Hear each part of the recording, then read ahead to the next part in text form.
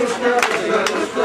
कुंडली गौरदा हरे कृष्ण श्री ज्ञानदेव तुकाराम पंढरीनाथ भगवान की जय मौली ज्ञानेश्वर महाराज की जय जगतगुरु तुकाराम महाराज की जय श्री सद्गुरु समर्थ चंपामणि महाराज की जय अवधूत चिंतन श्री गुरुदेव दत्त तुकाराम सद्गुरुनाथ महाराज की जय मौली ज्ञानेश्वर महाराज की जय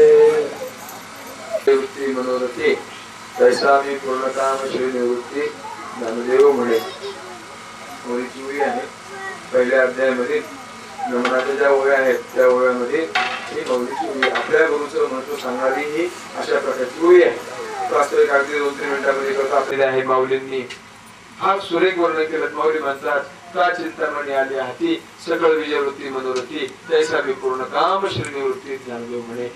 परमार्थामध्ये ज्यावेळेला आपण प्रवेश करतो परमार्थामध्ये ज्यावेळेला आपण येतो त्यावेळेला आपल्या गुरुला आपण पावती दिली पाहिजे आपल्या गुरुला आपण सांगितलं पाहिजे कृतकृत्य झालो इच्छा केली ते पावलो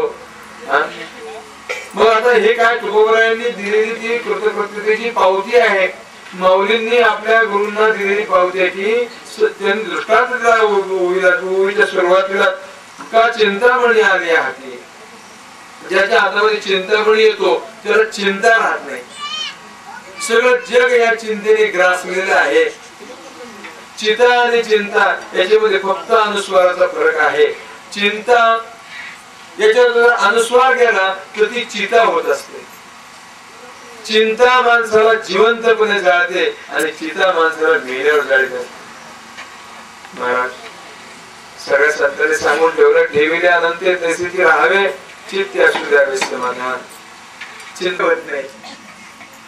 माणसं उगी जसं डोक्याला हात लावून बसला चिंता करीत नाही नाही मला तुम्हाला नाही माहिती आम्हाला तुम्हाला माहित नाही मलाही बघावंच लागेल मला चिंता करावंच लागेल म्हणून चिंतामणी अजून मी नाही बघितला पण मला नक्की माहिती चिंतामणी कुठे मला नक्की माहिती चिंतामणी तू म्हणाल कसं काय 100% माहिती कारण माऊलीने त्याचा पत्ता दिला ना माऊलीने त्याचा पत्ता दिला अरे संसाराची व्यथा हरून जाते कोण आहे तो चिंतामणी तो श्री गुरु आहे तो सांभाळ तुझं मुकलील ऐसे नाही आणि या ठिकाणी या मंदिरामध्ये तिथं आलं का चिंता नष्ट होती तिथं आलं का चिंता नष्ट होती एवढं सामर्थ्य आहे सार सांगायचं तात्पर्य असं की माऊली दृष्टांत दिला माऊली मधला चिंतामणी आली आहे जसं चिंतामणी एकदा सापडला की त्याला चिंता करायचं काही कारण होत नाही कारण चिंतामणी चिंतिलेलं देतो दृष्टांत थोडा सापेक्ष आला चिंतामणी काय करतो तो चिंतिलेलं देतो पण श्री गुरु सारखा चिंतामणी असा आहे की तो चिंताच ठेवीत नाही चिंताच नाही काही कारण नाही ना तुमची चिंताच करीत नाही तो जीव का करत नाही नाही त्याला माहिती आहे की प्रारब्धाच्या बाहेर काही होत नाही प्रारब्धाच्या बाहेर काही होत नाही हे त्याला कळलेलं असतं म्हणून चिंता संपून झाली छोटासा दृष्टांत सांगतो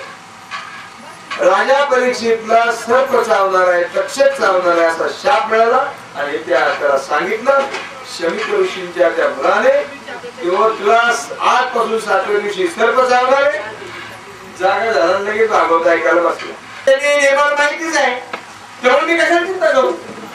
मी दुसरं कशी मारणार नाही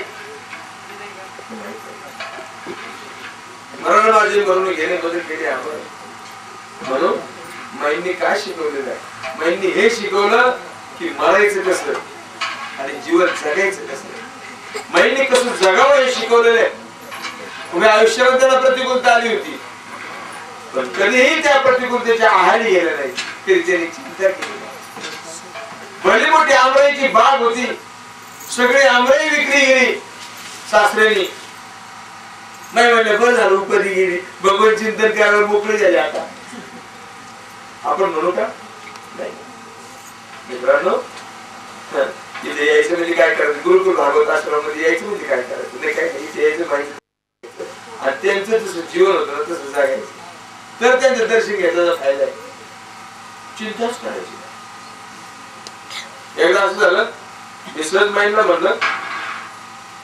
म्हणलं भाई प्रयत्न केल्याशिवाय काहीच मिळू शकत नाही, प्रयत्न करावा लागेल. नाही म्हणल्या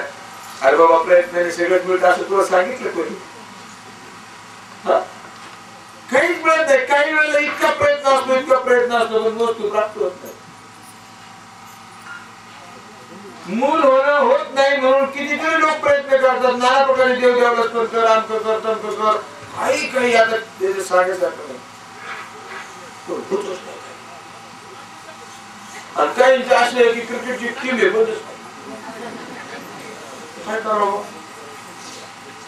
म्हणजे असं का? नाही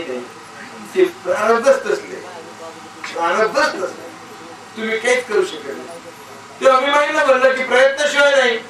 प्रयत्न ते म्हणल्या अरे बाबा प्रयत्न कसं काय अवलंबून नाहीये, त्याच्यावर टाकून द्यावं. मी म्हणलो स्वतःच्यावर टाकून पुढे जमत असते का? दे आई पालगावर असं पुढे होत असते का? ते म्हणले तू पालगावर बसून बघतच नाही, तू काय करायला? तू बसून बघ पालगावर घेतो का नाही बघ. मी कुठून अंगण म्हणायला जाते म्हणल्या, मला कुठं कमी केलं त्यांनी? अरे म्हणले द्रौपदीला लुगडे कमी पण मला जास्त.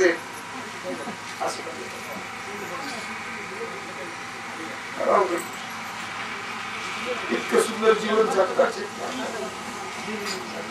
परमार्थ म्हणजे काय? परमार्थ कशाला म्हणतात? परमार्थ त्याला म्हणतात की तुम्ही जगता कसे यावं. साधूचं चरित्र आपण काय ऐकायचं तर आपल्याला ते सगळं जगता आलं पाहिजे. माहिती एवढं